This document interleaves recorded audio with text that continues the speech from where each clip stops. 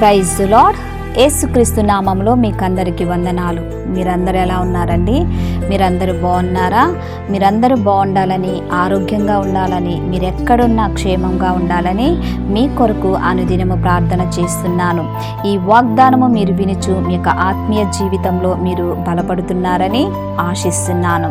ఈ దినము కొరకు దేవుడు మనకిచ్చుచున్నటువంటి వాగ్దానము చదువుకుందాము. హోషేయ 2వ అధ్యాయము 15వ వచనము లాస్ట్ మాట నేను చదువుతున్నాను, గమనించండి. ఆకోరు లోయను నిరీక్షణ ద్వారముగా చేసెదను. ఆకోరు లోయను నిరీక్షణ ద్వారముగా చేసెదను. ప్రియ దేవుని బిడ్డలారా, ఉదయకాల సమయంలో దేవుడు చక్కటి వాగ్దానముతో మనల్ని అందరినీ బలపరుస్తున్నాడు. ఆమేన్. ఈ యొక్క వాక్య భాగము మనము గమనించినట్లయితే ఇక్కడ ఆకోరు అనగా శ్రమల గల లోయ అని అర్థము. ఇక్కడ రెండు ఉన్నవి. ఒకటి ఏంటంటే శ్రమల గల లోయ, మరొకటి నిరీక్షణ ద్వారము. శ్రమల గల లోయ, నిరీక్షణ ద్వారము. ఇక్కడ మనము రెండు చూస్తున్నాము. ఈ లోకంలో మనకు ఏది ఉన్నా లేకపోయినా మనము బ్రతకగలము, జీవించగలము. కానీ నిరీక్షణ లేకపోతే మనము ఈ లోకంలో జీవించలేము. ఇక్కడ మనకు నిరీక్షణ లేకపోతే మనము లోకంలో జీవించలేము. నా పని అయిపోయింది, నాకు సహాయం చేసే వాళ్ళు ఎవరు లేరు, నన్ను పట్టించుకునే వాళ్ళు ఎవరు లేరు, నా జీవితం ఇంతే, నేను ఇంకా పైకి రాలేనేమో, నాకు రికమెండేషన్ చేసేవాళ్ళు లేరేమో నా జాబుకి అని నిరుత్సాహముతో, నిస్పృహతో ఉంటాము మనం ఎప్పుడు. ఇక్కడ మనకు చెప్పుచున్నాడు నిరీక్షణ ద్వారము. ఈ నిరీక్షణ మనకు రావాలంటే ఫస్ట్ మనం ఏం చేయాలంటే దేవునితో సహవాసం చేయాలి, దేవుని మీద ఆధారపడాలి. అలాగే దేవుని మీద ఆధారపడి మనము ప్రార్థన చేసినప్పుడు, దేవునికి మనము విన్నపించుకున్నప్పుడు, మనవి చేసుకున్నప్పుడు మనకు ఒక నిరీక్షణ కలుగుతుంది. నేను దేవునికి చెప్పుకున్నాను, దేవుడు నాతో ఉన్నాడు, ఈ పని దేవుడు చేయగలడు అనొక నిరీక్షణతో మనం ఈ లోకంలో బ్రతకగలము. ఇక్కడ శ్రమల గల లోయ. శ్రమల గల లోయ అంటే ఇక్కడ నీకు ఆర్థిక లోయలో ఉన్నావా, కన్నీటి లోయలో ఉన్నావా, ఇరుకులు, ఇబ్బందులు, నిస్పృహ, నిరుత్సాహము అనే లోయలో ఉన్నావా, నా జీవితంలో సెటిల్మెంట్ లేదు, నేను ఇంతే అనే లోయలో, కన్నీటి లోయలో ఉన్నావా, ఆర్థిక ఇబ్బందుల లోయలో ఉన్నావా, వ్యాధి, రోగము, రుగ్మతతో కలిగినటువంటి లోయలో ఉన్నావా, అయినా బాధపడకు.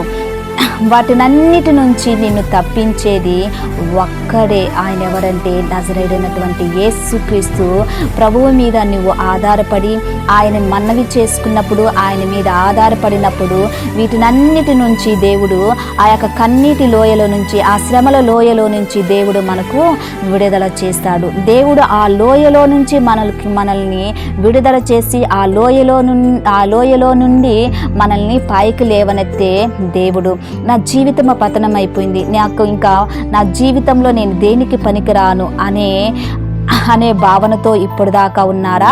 ఈ యొక్క వాగ్దానము మీకోసమే. దేవుడు మనతో మాట్లాడుతున్నారు. నిరీక్షణ ద్వారము నీ జీవితంలో తెరవనయ్యున్నాడు.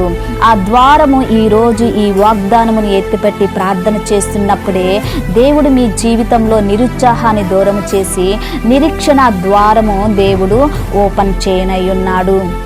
ప్రియ దేవుని బిడ్డలారా, బాధపడకండి, భయపడకండి, దిగులు పడకండి. జీవితము అనేది మన చేతుల్లో లేదు, మన ప్రభు అయిన యేసుక్రీస్తు ఆయన చేతిలో ఉన్నది. కాబట్టి ఆయన మీద ఆధారపడి ఆయన సహాయము పొందుకుంటూ ఈ లోకంలో మనము జీవిస్తాము. ఏ శ్రమల లోయల్లో నువ్వు పోతున్నావో, ఏ కష్టాలలో, ఏ నిందలలో, ఏ అవమానములో, ఏ అప్పుల లోయలో నువ్వు ఉన్నావో, ఏ కన్నీటి లోయలో నువ్వు ఉన్నావో, దేవుడు ఉదయకాల సమయంలో దేవుడు నీతో స్పష్టంగా మాట్లాడుతున్నాడు. ధైర్యము తెచ్చుకో, ప్రార్థన చేసుకుందాం. ప్రార్థన చేస్తున్నప్పుడు నాతో కలిసి ఏకీభవించండి. ప్రార్థన.